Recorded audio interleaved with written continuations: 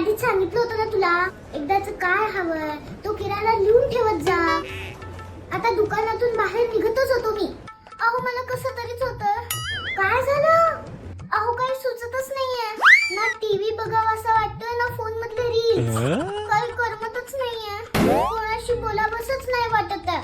आईचा फोन आला तर मी बोलूच नाही शकले. करू तर काय करू मी?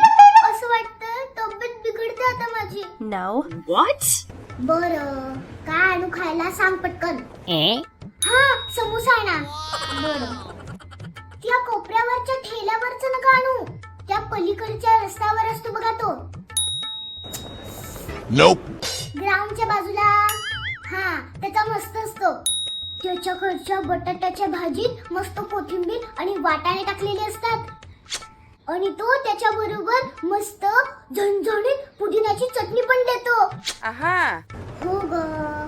आणि हो त्याला म्हणा आपने पिछली बार 2 ही मिर्चा दिया था, इस बार जरा और 3-4 डालो करके.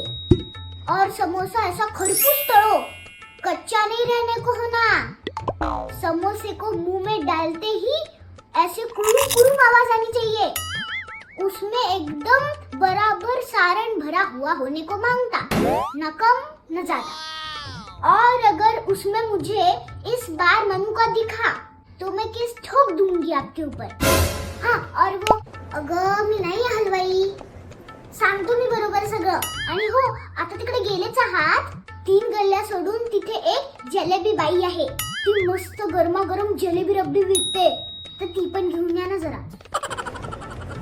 आता एवढा तिखट समोसा खाल्ल्यावर काहीतरी गोड तर हवंच ना. आणि तिला म्हणा भाभी ये जो आपने ठेव फोन. चार्जिंग संपली वाटतं. जाऊ द्या काम तर झालं माझं.